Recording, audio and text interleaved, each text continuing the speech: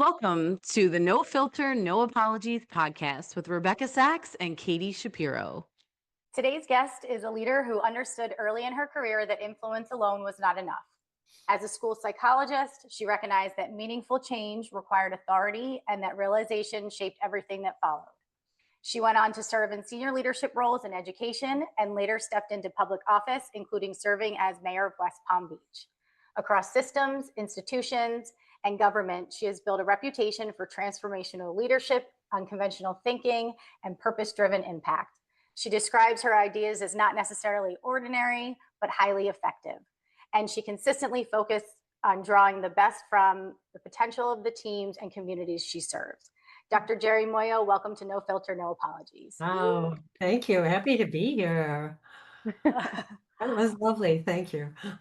You're welcome. We are so excited to have you. At No Filter, No Apologies, we're always interested in speaking with successful women and gaining your knowledge and your experience and passing that on to our audience. And so I think just for us to get to know you in the beginning, one of the things that we read about you was that you've said that living with a purpose-driven mindset enables you to inspire those around you. When did you first realize that that purpose would be your through line in leadership? Yeah, well, it took me a while, to actually identify that through line. And as I reflected on my past jobs and the ones I liked and the ones that I felt like I was really doing well at and things were happening, it was really about that purpose around making organizations a great place for people. Organizations are made up of people, and if we don't take care of our people, then we don't get the bottom line we want, because that's how we get it. Absolutely. I didn't consciously think about that until I looked back and reflected, and I did that maybe 15 years ago, and thought, well, yeah, that makes sense as I look back on my past work. Yeah. Was there a moment 15 years ago that made you have to reflect on that or really caused you to sit still with that? I was in a workshop, and actually something I did in class, that charting your leadership journey. I don't know if you remember doing that. Yeah. But I was in a seminar with the Center for Serving Leadership, and they were putting us through this process of sort of thinking about who we are and what our values are, what our mission and vision is for our life. And it was sort of just going through that process that made me stop and think about, you know, what, what was the through line here? I've had a lot of sort of different positions, but what was the thing that connected it? That's really great. I think sometimes we talk to our audience about not getting stuck in your environment. It's so easy to be content or even become complacent in your career. And then when you're forced, sometimes life forces you to take a moment to look, or if you intentionally put yourself in environments like a workshop where it causes you to reflect, it can completely change your trajectory or open you up to some blind spots that you haven't considered before. Yeah. That's Yeah. really great. I Yeah. feel like that's how the Women in Executive Leadership course was for me when I took it in the fall of 24, in the fall of 24. Okay. Yeah. And so as your authority increased, how did your sense of purpose evolve? I think it became addressed to a broader audience. Okay. I mean, like when I started out, obviously I was working with kids and focused on that, and then education and focused on changing. I worked a lot of work on school reform and what schools should be like so that all kids are happy to be there. I think it grew and expanded as I got older and as I changed jobs and um, grew up. Sure. What an interesting parallel, though, making sure kids are happy to be in school and making sure adults are happy to be at work. Right. Yeah, Constituents in exactly. your county, of Yeah. course. I mean, we do, there's so many things that we do without thinking about them that make it uncomfortable for people to be where they are, and we want happy employees, we want happy kids, we want people to feel like they belong and that they're making a difference. And so you mentioned, I think, that early on, when you were a school psychologist, you realized that influence without authority was a limitation to you. Can you tell us about that and how you moved past that? Well, yeah, to this day, I remember this story. I did a workup on a kid and a big evaluation and everything, and sat down with the teacher and said, this is the way you need to teach him. He learns this way. And for him to be successful in class, you need to do A, B, C, D. And she said, honey, I've been teaching longer than you've been alive. In other words, don't tell me what to do. I know what to do. Right. And I think that that was one of the moments that I thought if I ever wanted to make a real difference, I needed to be in a leadership position, and went back to get my PhD in ed leadership. That's great. Awesome. Yeah. And then moved into, you know, starting at a director level and then into assistant superintendent of schools. Yeah. And at each layer, did you recognize that you needed more authority? As your goals expanded at each level, were you like, I have to continue growing if I want to influence the way I want to influence? Yeah, I mean, at my first leadership jobs, I was a team leader of a multidisciplinary team. Then I moved into a director position where I was focused on, one area. I worked in exceptional education and that was, I had one department I was focused on. And then as I moved up, I became sort of more broadly involved in the school reform piece because that what drove me there was that kids with disabilities, my doctorate is from Syracuse University, and the professors at Syracuse University were leaders back in the day in the inclusion movement, shutting down institutions where people with disabilities were housed, bringing kids back into public school, bringing them back in to the typical classroom. And I knew if that was going to happen, we had to reform the typical classroom, which is just how I got involved in school reform. And then, I worked for a collaborative of urban schools, and I worked with urban schools around the country, working with their senior leadership on school reform and work like that. It's funny you say that, and I didn't realize this, but my mom did inclusion specifically K through fifth for 30 years. And so she taught in South Jersey, and Oh, her goal was to create that inclusive environment. And she had a room, and there were certain students that would be removed for certain things, but her goal was to keep them in the classroom. So that's very yeah, interesting. my last school district I was in, we were fully inclusive. Yeah. A few kids, like kids who were deaf and needed to go to a school for the deaf, they were out of the district, but all of the other kids were in regular classrooms. I worked in a wealthy school district, so it was a Yeah. little easier.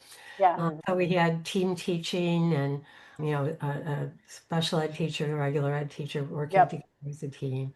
And, it worked. I wonder to this day if they're still doing it. I don't know Yeah. the answer to that. That's what my mom did, the team teaching too. She was a special ed teacher. Oh, that's so cool. Yeah. That's Yeah. awesome. That's wonderful. Yeah. Going back a little bit, if you don't mind, when we were talking about influence without authority, where do you see women today hitting a ceiling when they're trying to do that? Oh, goodness. It's complicated. Yes.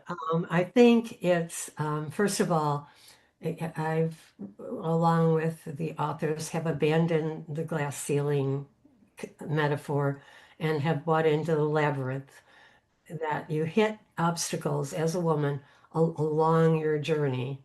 And those obstacles are different for women, and they're not always obvious, but it's never, a glass ceiling suggests that you get all the way to the top and then you can't get any farther. Right. The labyrinth is it's a maze that you have to navigate as a woman. And if you're a woman with children or want to have children, if you're a woman with elderly parents, if you're a woman with a husband who moves his job somewhere and you have to figure out what you're going to, there are all kinds of things that happen. So I like to think about it as a labyrinth. The other thing is, and Rebecca will know this, there's a great book called The Likability Trap by Alicia Menendez. And she talks about the traps that women have and women fall in between being likable, being perceived as likable, and being perceived as competent. So very often, competent women, people think are bitchy, you know. Yeah.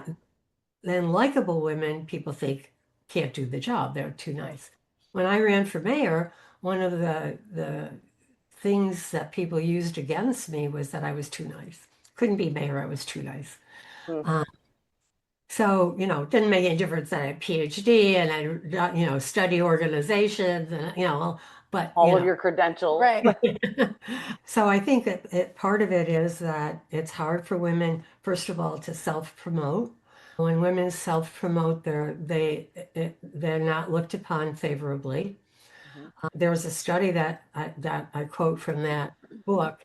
A woman professor was given a job in a college in upstate New York and was excited about having the job, got the notice about it, sent an email and said, "Can we now talk about salary?" They withdrew their offer of a job because she wanted to negotiate salary. Wow. So, there are lots of those kinds of things that happen. Another study that is quoted in that book is that they looked at the grade point averages of men and women and who got hired. And men with high grade point averages got hired all the time. It was a plus, even with a moderate grade point. Women with high grade point averages got hired less frequently than men did. If you had a middle GPA or even a low one, you might get the job. But if you were perceived as too smart or something, I don't know. So interesting, right? Yeah. So I think that there are lots of places where we face obstacles. Some of them are our own lack of confidence and sort of hesitancy to take a risk and to put yourself out there. But I think there are lots of places where women get tripped up, and that's why they call it the labyrinth. That's a great metaphor, Yeah. I think. And we've abandoned the glass ceiling analogy as well. And Rebecca and I talk frequently from being on the other side of talent acquisition and recruitment. We would see women hold themselves back in the sense of not wanting to apply to a job unless they had 100% of the skill set, Exactly. whereas Exactly. men would apply with 60. 60%. Yes. And men would almost always negotiate salary. Yep. And women would be much more passive. And so when you talk about a labyrinth, I think of if you are a woman who hesitates to apply or hesitates to put yourself in that role, Yeah. and you do it the first time and you receive the rejection that so many of us receive, it makes it even harder the next time to navigate that labyrinth and go forward. Absolutely. There are lots, and especially for women in the public, if you think about Hillary Clinton, for example, she was incredibly competent, would have, had great experiences and background in education. She wasn't very likable. People didn't like her. Mm-hmm. Didn't make any difference if she would have been a great president. She had to be likable too. Yes. And Don't we always? it's even harder for women in public to, be that authentic self, be her authentic self. Yeah. As I learned, having been mayor, I learned a lot about that. Yeah. Yes. I also, Rebecca and I recently saw a gentleman, and I don't remember his name, saying, I stopped hiring men for my business because they would come in, steal my ideas, and then go create their own business. But women come in and they're focused on making the company better. So I only hire women now because they join in and they make my company better. And I took a step back from that and I was like, that's part of our problem. Right. Is, that's a great skill, but at the same time, I know in my career, I was really appreciated and valued, and then the higher I got, I was appreciated and valued until I wasn't, because then I was challenging really high up in authority and I wasn't as likable anymore, because now I was challenging primary decision makers. And I think that's part of that labyrinth too. Absolutely. Absolutely. Yeah. Have you faced that at different points in your career? Because you have gone from education to public governance, and are there specific pinpoints in time that you can think of where you face that likability factor? Oh, sure. I can think of, because when I was working in schools, we were talking about innovative ideas. At that time it was different. And, I had one of my bosses said I needed to be less acerbic. So apparently he was thinking I was being grouchy or not nice to people or something, but that was on my performance review. I needed to be less acerbic. So yeah, Wow. of course. Rebecca's been called a shark out for blood. Yep. Just because I held a hiring manager accountable for no showing multiple interviews, and the recruiter on my team had it with him. And so I called him, didn't get him on the phone, followed up with an email. And then he called my recruiter and said, why is she out for blood? She's a shark out for blood. Why? What did I do? Well, you didn't do your job, sir. And I'm telling you, you didn't do your job and you can't do that. We won't send you any more interviews. Yeah. And he didn't like it very much. Yeah. What was really interesting about that is that I was her manager in this particular place, and it was escalated to me as a look through this email chain. Rebecca's being too harsh, and Rebecca is direct, but I read through the email chain and I said, I don't think that you sent me the correct chain. Her email started with Happy Monday, and then it was, where are the deliverables you committed to? And so I had to have a conversation too about, I think you're misinterpreting this. I think you're frustrated because she's, calling you out, but I don't see anywhere where she was inappropriate. And there's a big difference in that. Wow. Well, and I think women definitely bring a different set of skills to an organization. Yeah. We're collaborative. We like to engage. We're thoughtful. We get the work done, very much production oriented. I think, and since I've been teaching at FAU in the MBA program, I think that leadership is shifting away from my way or the highway, or I'm the strong leader here, you do what I tell you to do.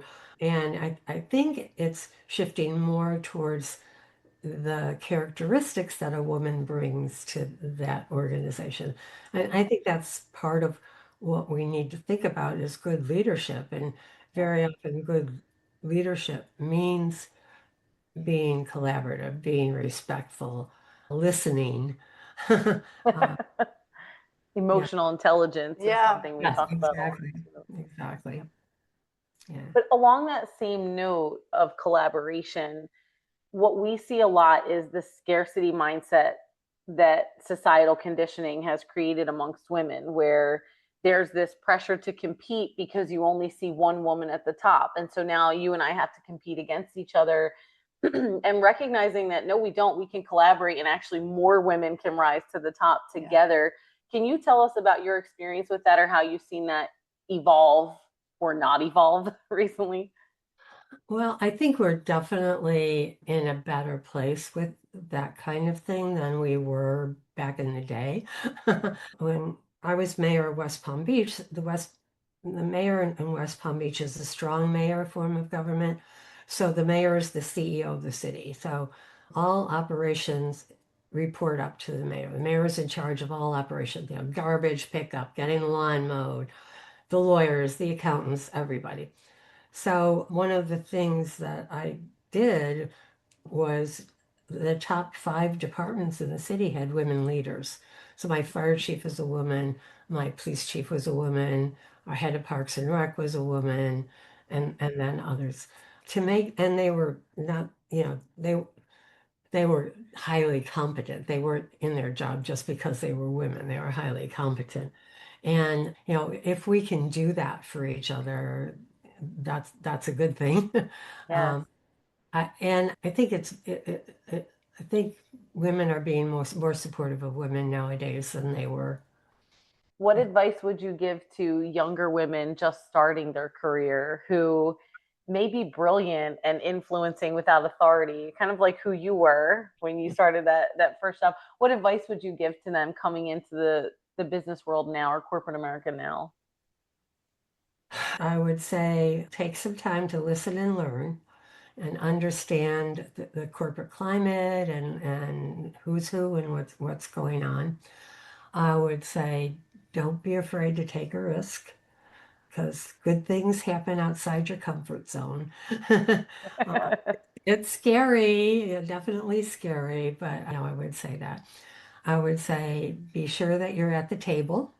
You want to, make sure that you get the opportunity to be there. And if you can be there, be there. I'd say don't be afraid to express yourself. Sometimes we sit back and let everybody else do the talking. Yeah.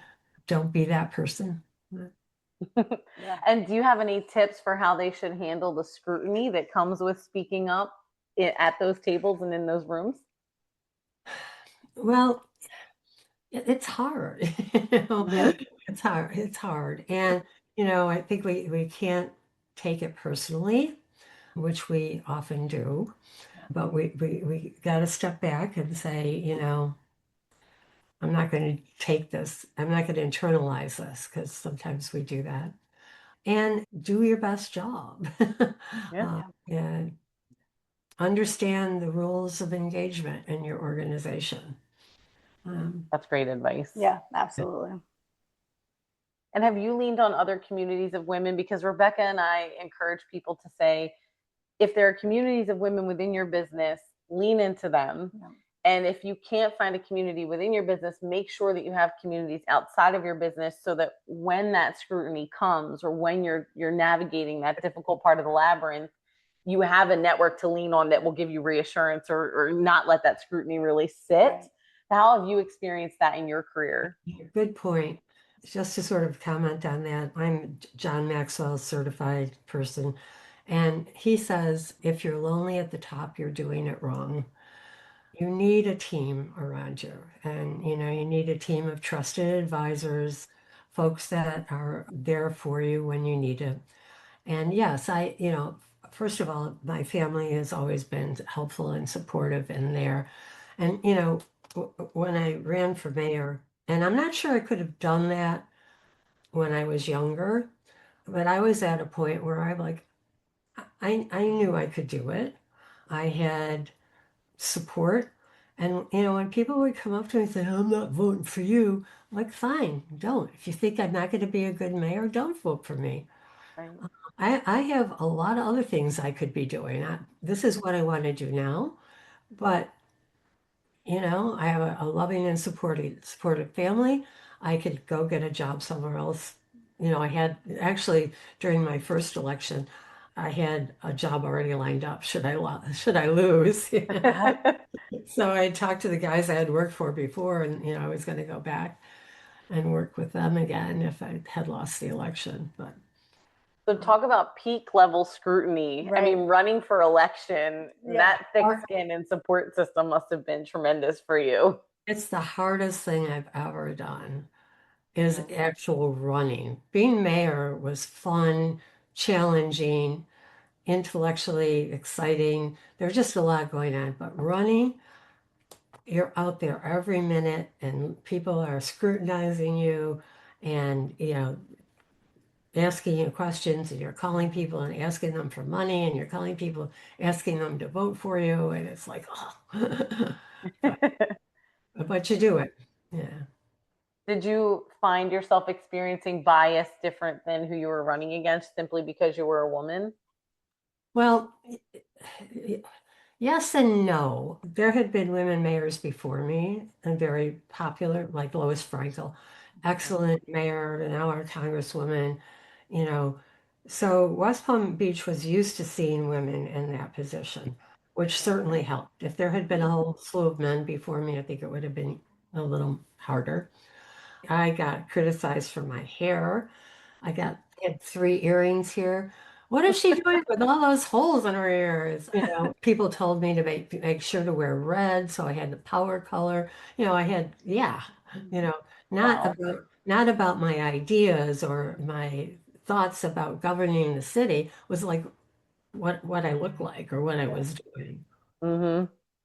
Rebecca and I talk about that because she Yeah. likes her hair color different. It's purple today. And as I've known her, she's had different colored hair. And I know people have said, but her hair's purple. And I said, does that affect her ability to do her job? I'm not following the conversation because she's one of the most highly efficient people I know. And I don't think her hair color negatively or positively impacts that. So it's really funny that you have that bias going It's on. always about appearance, right? Mm-hmm. We even had someone came into Dr. Jeri's class and was talking and came in to talk about discrimination and bias in the workplace.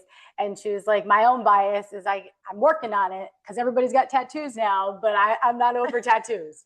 Sorry. But it's true, right? Those things still stick around. Yeah, it's a weird place. And then, they say terrible things about you. And, my grandchildren were little and they were like, Nonna, did you really do that? No, like, Oh, don't listen to what you hear, it's not. yeah. What a tremendous thick skin Yeah. you have to have and your family has to have because I'm sure they feel protective of you too. So earlier in your introduction, Rebecca said that you described your ideas as not necessarily ordinary, but highly efficient. Can you talk to us about that? Oh gosh. I think that I am not a status quo kind of person. I'm always looking to, one of my favorite quotes is, even on our best day, we can be better. Mm. I would say that to my staff all the time. You guys are doing a great job, but how can we do this better? Um, so I've always been the kind of person to think, trying to be innovative, creative in a position. What can we do to make our city a great place where people want to be? What do we need to do here to do that? Fortunately, I had good people around me, so when I had one of my crazy ideas, they knew how to implement them. Right. you know. But I think it's always like focused on how do we achieve excellence? How do we get better? What's going to make us the city we want to be? Right. And I had to learn a lot about what attracts people to cities, what cities, what cities were sort of exploring ideas that other cities were exploring. And when I first started, I thought, well, one of my campaign promises was to bring more jobs to the city. And I thought, oh, I'll be traveling all over. I'll go up to New York and, we'll talk to people and convince them to come to Florida. No, that's not what brings people to your city. Making your city beautiful, Yeah. making your city a place where people feel welcomed and accepted, keeping the streets clean, making it walkable, bikeable. That's what people look for before they come and bring their jobs. Those are the things they want for their employees. That's Yeah. so interesting. And having so many women in leadership positions to do that under your leadership too is really interesting as well. There's so much construction that's going on in West Palm Beach now. And one of the things I heard was that they're bringing all of these IT organizations from California now to West Palm, and they're going to all live in these $2 million condos in these big high rises. And it's just wild, the construction and the growth. I mean, Yeah, affordability is a huge concern. yeah. Right. Well, and it's It- already a concern in Palm Beach County. I yeah. mean, it's insane how much prices have increased and everything. And then one of the things that I heard was these people that they're bringing from California, they're all paid top dollar. They're not going to change their compensation. So it's only going to increase cost of living and everything else for all of us around it. When I was mayor, I started the Flagler Financial District because we wanted to attract more financial industry Right. to our city. and it's sort of gone wild. Yeah. Well, because there's financial companies coming too. It's going to continue to create this increase in the ability to live there. It's already, some areas are already unattainable, right? You mentioned working with a team where you said you would have these crazy ideas and then hire the team that would help you implement those. What was your development style for your team and pushing them? How did you help people to grow that were working for you? Yeah, well, we did a lot of things. I did strength finders with my whole leadership team. We were the first and only city in North America to do Great Place to Work survey throughout the city. A couple of other cities had done certain departments, but we did it throughout City Hall so we could find out what people were thinking, where we needed to improve, how they were feeling about the work and the trust, and I learned a lot from that survey. But the other thing is, the Breakers is a great place to work. So I took my leadership team to the Breakers, and they talked a lot about how they hire and what they do, and were some of the things that we could do. We offered a lot of professional development. I had regular meetings with the department directors to go over their KPIs. We talked about those like every couple of weeks. We sat down and where are you? What do you need? I saw my job as removing the obstacles so that they could do their job. And, when I first became mayor, I was CEO of the city. I'm like, I'm not in charge of anything, but I'm in charge of everything, right? Yes. So that meant that I had to make sure that the people who were doing the day-to-day work had what they needed to do that work. And that was my job. Make sure that we were financially stable, make sure that they had the respect that they deserved, make sure that we had the processes and procedures in place so that they could get their job done. I mean, when we did the Great Place to Work survey, one of the things we learned was that the internal service departments, so that'd be HR, law, procurement, that they forgot the word service. Their job was to take care of the operating Right. departments. Mm-hmm. And sometimes they made it more difficult for the operating departments. And, we dug down into that really deeply to make sure that, you know, procurement and finance and all of those, we had them go out into the field to talk to people. Where are you seeing problems? What's happening? How can we help you? So that they could start, doing what they were supposed to be doing, Right. taking care of the operational departments. We've experienced that a lot. I think talent acquisition is always an extension of HR, but it's really an interesting one because you deal with the people who are coming in to do the jobs, you deal with people who are hiring the folks to do the jobs, but you have this HR backdrop. And I used to joke and say talent acquisition was more inclined to break rules for operators as opposed to stick to those policy restrictions. And so I love that you talk about that and had everybody go out because I think it's such a critical piece of being a support department. I mean, professional development was critical. We did a whole speed of trust training. You know, one of the things we learned from the breakers was that we hire people who fit the culture. If we can teach them the skills or the particulars, but it's most important that they fit the culture and with that. Um, so yeah, we did a lot of that kind of stuff. Did you have the support teams go to the breakers as well? Or was it just the department heads? We had the department heads, all the department heads, but there were 17 departments. Okay. Wow. Yeah. Because the breakers Plus- came in and talked to our class too for our leadership class. Oh, that's great. Yeah. Plus, I had, a city administrator who was basically the COO, and we had a couple of deputy city administrators, and then all the department heads. Wow. And you mentioned as the head of everything, something that we encourage our audience to do is recognize their own personal accountability. And it doesn't matter if you're just entering the workforce, if you're in the middle, or if you're at the top. You have to take accountability for what it is you're doing, where your opportunities are, where your strengths are, and where you want to go next. So when you were at the peak, how did you ensure that you had some time to reflect, and how did you ensure that you could take advantage of personal opportunities? Oh, you don't have much time. Yeah, I'm a learner too, so I really try to sort of take time to learn about what great cities do, what it is that people are looking for, what can we do to make this better.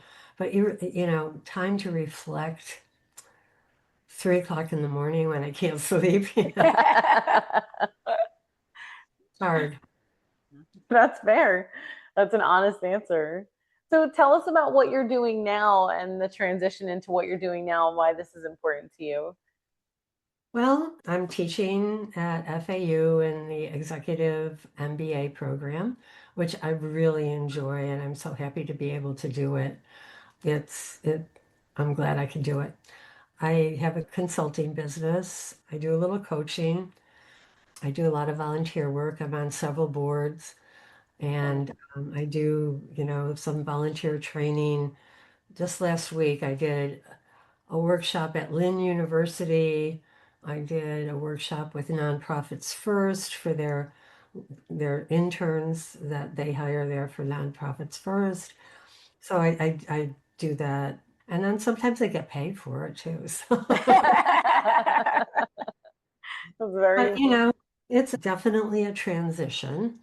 It was really hard for me because I stopped being mayor in 2019 and then COVID hit. And from going from 24/7 job Nothing. to sitting at home, Yeah. wondering if we're all going to die of COVID, um, Mhm. it was definitely a transition. And, very, very often our jobs are our identity. So when we don't have that, what are you? So Right. I've talked to a number of women in similar positions, and we've talked about having a group of like newly retired or newly, leaving one job to go to a maybe different one, or taking some time off or whatever. Um, because the women I've talked to have all said that it was definitely an interesting transition and not necessarily an easy one. Yeah. No. I just had that conversation with somebody where they said, "Oh, well, COVID's been over." And it's like everybody just sort of pushed through. And I think, especially for women who were parenting and homeschooling kids while working full time and trying to survive, cleaning your groceries at your door, coming through that, it's like, oh, we survived. But I think it took a long time I know for me to sit back and go, that changed me. And I need to reflect on that. I have to find a moment to reflect on that. Yeah, it was a weird time. Very much. So, as we approach the end of the podcast here today, I have to ask you two things. One is, what is the one piece of advice you would give any woman at any stage of her career, from you to them, with all of the expertise that you have? I think going back to don't be afraid to take a risk. When I was assistant superintendent and when the opportunity to become a superintendent presented itself, I thought of all kinds of excuses. My daughter, I had to raise a kid. How am I going to be superintendent? And I'd have to move. My husband's job, if I moved, what does that mean for my family and my husband and my child? There were all these reasons why I couldn't do it, right? Mm-hmm. So then when the opportunity came to run for mayor, I'm like, well, I haven't lived here that long. And, people may, I've never been in an elected office. And then somebody said to me, would you regret it if you didn't do it? And I said, yes. And so I had to jump in then, what choice did I have? So I think to take that risk and be confident about your skills and abilities. That we talked about the 100%, 60% difference. The book, The Confidence Code, they talk about all of that confidence stuff. And one of the things that just touches my heart in a not a good way, is that girls, when asked to circle their gender, circle their F, F for female, before they take a math test, do less well than if they're not asked to do that. Wow. I Interesting. know, isn't that something? Hmm. I mean, you I'm wouldn't do, horrible at you wouldn't math, do well so- anyway. I mean, just acknowledging that you're a woman and you're taking a girl and you're taking a Yeah. math test, and girls aren't so good in math, are they? Mhm. That's Amazing, So I think it would be, have confidence in your ability and take that risk. Yeah. Okay, that's great. And then before we close out today, is there a way that if people wanted to use your consulting business or partner with you, that they could get in touch with you? Absolutely. Muoio Strategic Advisors. And it's just look it up, you'll find the website, or Great Cities for All. Well, Dr. Jeri, this has been phenomenal. We Yes. appreciate your time and you coming on here, especially through Rebecca. And I know you've been such a big influence for her. Yes. Well, Yes. I'm happy to do it. Thank you for having me. It's been a pleasure. Follow us on all your socials, NFNA Podcast. Until next time.